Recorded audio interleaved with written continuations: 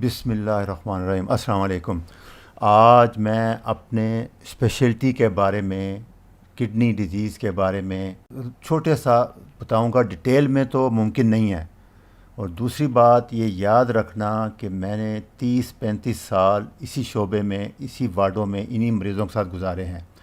और मैं आपको जो बात बताऊंगा पूरी दयानतदारी से सच बताऊंगा कि मैंने अपने 35 साला प्रैक्टिस में सबसे ज़्यादा तकलीफ़ दे गुर्दे फेल होने के मरीज़ों को देखा है। क्योंकि बाकी बीमारियों में जैसे लिवर है, वो उसका कोई ट्रीटमेंट नहीं है, वो फोत हो जाएगा या ट्रांसप्लांट करा लेगा। दिल का भी ऐसे स्टंट डलवा लेगा, लाइफ गुजारे। इसमें डायलिसिस ने आके एक कमर्शियल इंटरवेंशन करके इसकी टोटल ज़िंदगी को बहुत दर्दनाक, बहुत तकलीफ़ दे बना दिया है। तो इसलिए ये गौर से सुने और 100% ये रिवर्सेबल है। ये मैं आपको चैलेंज करके कह रहा हूँ बड़ी ज़िम्मेदारी से कि अगर आप थोड़ी सी एहतियात कर लें, परहेज़ कर लें और इसको समझ लें तो आप इस अज़ाब से, मैं आपको बता नहीं सकता कि मैंने इतनी दर्दनाक मरीज़ देखे हैं। यहाँ एक हमारे लाहौर में एक बहुत बड़ा ताजर था नारकली का, उसकी दुकान थी और मकान थे। आप यकीन करें कि 5 साल के अंदर अंदर 90 से लेके 94 तक उसकी सारी दुकानें बिक गईं, उसके घर बिक गया और उस तबाह बर्बाद हो गया। उसकी वजह क्या थी? और अलमिया उससे बड़ा ये था कि उसकी सारी प्रॉपर्टी उसके भाइयों और चाचों ने ख़रीदी। ये इतनी दर्दनाक तकलीफ़ दे बीमारी है कि डायलिसिस के बाद मरीज़ बिल्कुल ठीक हो जाता है, वो कभी छोड़ता नहीं है। हालांकि डायलिसिस बनी इसलिए थी कि ये 3-4 महीने तक, जब तक आप ट्रांसप्लांट की तैयारी करते हैं, इसको डायलिसिस करें। लोगों ने इसको ट्रीटमेंट बना लिया, कारोबार बना लिया। ये 50 से 60 हज़ार महीने का ख़र्चा है। इससे आप अंदाज़ा लगा लें कि अगर ये लंबी हो जाए, खींची जाए, फिर आना जाना 2 बंदे साथ ले कर आते हैं उसको, मरीज़ को, वो सुबह से शाम तक बैठा रहता है, पूरा दिन ज़ाया होता है, बच्चे साथ थे, उनका फ्यूचर भी तबाह हो जाता है। बड़ी तकलीफ़ दे है, बड़ी तकलीफ़ दे, बड़ी सख्त आजमाइश होती है बच्चों की। इसलिए मैं आपसे रिक्वेस्ट करूँगा, दर्दमांदा अपील करूँगा कि थोड़ी सी परहेज़ कर लें। कीटो डाइट मैं पिछले 2 साल से ही लेक्चर दे रहा हूँ कि अभी भी आप अंदाज़ा करें कि अमेरिका में सबसे कॉमन काज दवाइयाँ हैं जिससे गुर्दे फेल होते हैं। कौन सी दवाइयाँ? पेन वाली खाते हैं, दर्दों के दिल, पेंडोल नहीं, उसके अलावा पेंडोल भी है और दूसरे नंबर पर है, जिनको non steroid anti inflammatory drug कहते हैं। ये सबसे बड़ा काज है गुर्दे फेल करने की। एक दूसरे नंबर पे आती है हमारी इंसुलिन रेजिस्टेंस, डायबिटीज़, शुगर, और तीसरे नंबर पे आता है ब्लड प्रेशर। ये अंदाज़ा करें कि 75-80% मरीज़, अगर सिर्फ आप इंसुलिन रेजिस्टेंट ठीक कर लें और मेरे पिछले लेक्चर सुन लें और मेरी बात को समझ लें, तो 75% मरीज़ इस अजाब से, इस तकलीफ़ दे सूरत से बच सकते हैं। आए मैं तकरीर ख़त्म करता हूँ, बताता हूँ। ये 5 स्टेजेस हैं गुर्दे फेल होने की। ये लेफ़्ट हैंड में 1 नंबर स्टेज है, उसके बाद ये राइट हैंड गुर्दा श्रिंक हो गया है। और एक बात और याद रखें कि ये इर्रिवर्सिबल है, गुर्दा रीजनरेट नहीं होता, गुर्दा दोबारा रिपेयर नहीं होता। याद रखें, लीवर हो जाता है, हार्ट भी गुजारा कर लेता है, रिपेयर होकर चलता रहता है, गुर्दा नहीं करता काम। ये चीज़ ध्यान में रखनी है आपने। 5 स्टेजेस हैं, ये कंसेंसस है लोगों का, ये कोई 100% नहीं होती। ये सिर्फ आसानी के लिए, लोगों को पढ़ाने के लिए, डॉक्टरों को और पेशेंट को बताने के लिए तो ये स्टेजेस बनाई जाती है। तो आए मैं सबसे पहले आपको फिर दोबारा गुर्दे के फंक्शन याद दिलाता हूँ। पहले भी मैं बता चुका हूँ कि गुर्दे का 4-5 बड़े बड़े फंक्शन हैं। पहले फिल्ट्रेशन, जितना ब्लड आता है उस सारे को फिल्टर करता है, उसको छानता है सारा, और उसके बाद जो काम की चीज़ें हैं उनको दोबारा रीअब्जॉर्ब कर लेता है। दूसरे नंबर पे सेंसर है, आपका पानी कम है, नमक कम है, ये एकदम सेंसर करके उसके मुताबिक, अगर पानी नहीं पी रहे आप तो वो पेशाब रोक लेगा, पेशाब नहीं बनेगा। अगर पानी ज़्यादा पिया है, सोडियम ज़्यादा खा लिया है, पोटाशियम ज़्यादा खा लिया है, तो वो पेशाब भी निकाल देगा। ये सेंसर है इसका। तीसरा, वो हार्मोन बनाता है, जैसे मैंने बताया था विटामिन डी कन्वर्ट करता है, और उसके अलावा ये एक एर्थोपाइटिन हार्मोन बनाता है। ये सारे इसके, ये उसकी एक पिक्चर है ग्लोमेरुलर नेफ्रॉन की। ये छोटी छोटी कैपिलरीज होती हैं सारी। ये जैसे लेफ़्ट साइड पे नॉर्मल है, हेल्दी है, और राइट साइड पे डायबिटिक है, देखा आप, उसमें सिरस हो चुकी है, सुराख हो चुके हैं। ये प्रोटीन लीक करेगा, चीज़ें लीक करेगा, ग्लूकोज लीक करेगा। दूसरा, ये पीएच मेंटेन करता है, तेज़ाबियत बॉडी की। अगर आपने कुछ ज़्यादा तेज़ाबियत है तो ये अल्कलाइन कर देगा। और चौथा, जैसे मैंने बताया कि दोबारा रीअब्जॉर्ब करता है, और सब कुछ जो काम की चीज़ें, जैसे मसलन पानी और सोडियम 99% अब्जॉर्ब कर लेता है। 1%, मतलब 200 लीटर है तो 1 लीटर 1.5 लीटर पेशाब बना देगा। पोटाशियम 88% एब्जॉर्ब कर लेगा, बाकी यूरिन एक्स्ट्रा होगा, यूरिन में जाने देगा।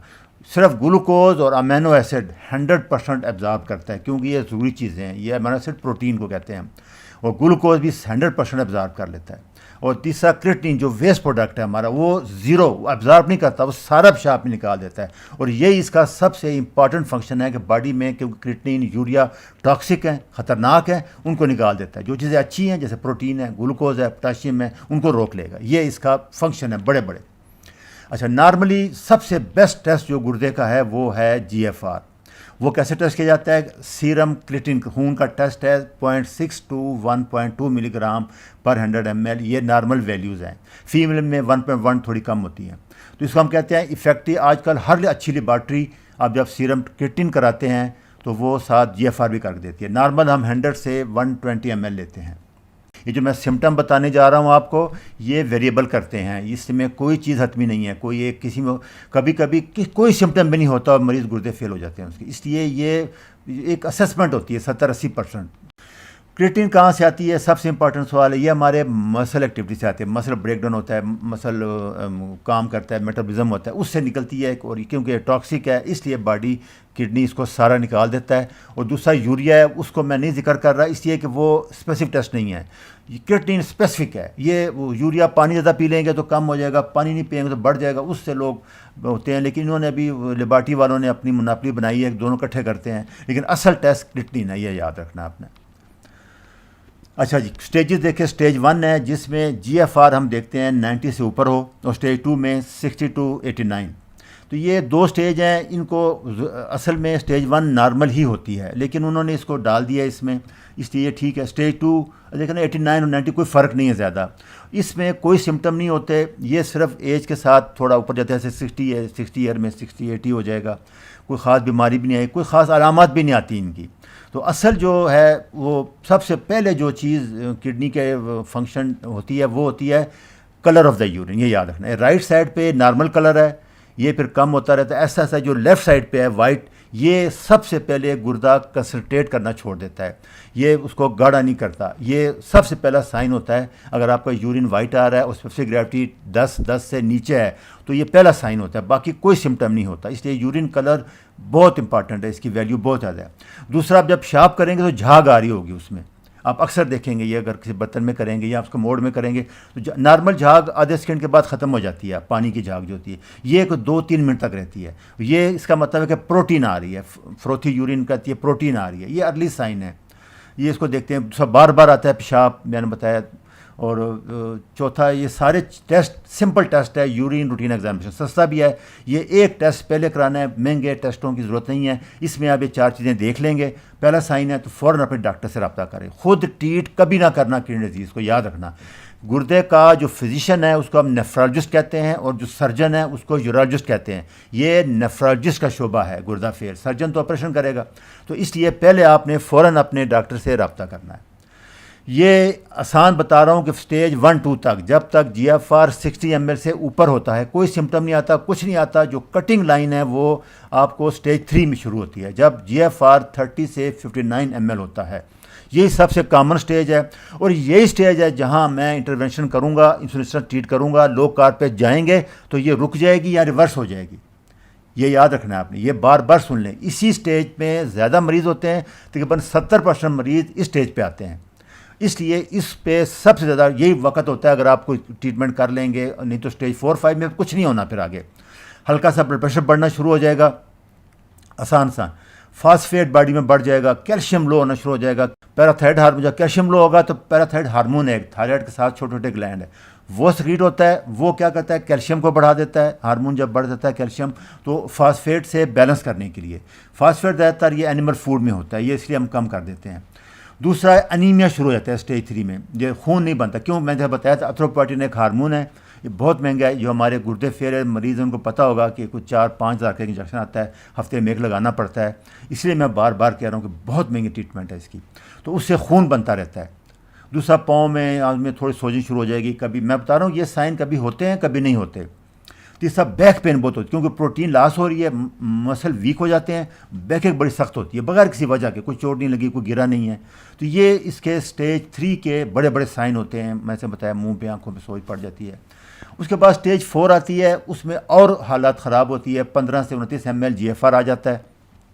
इसमें वही सिम्टम सीवियर हो जाएंगे, सो ज़्यादा हो जाएगी, सांस का मसला शुरू हो जाएगा।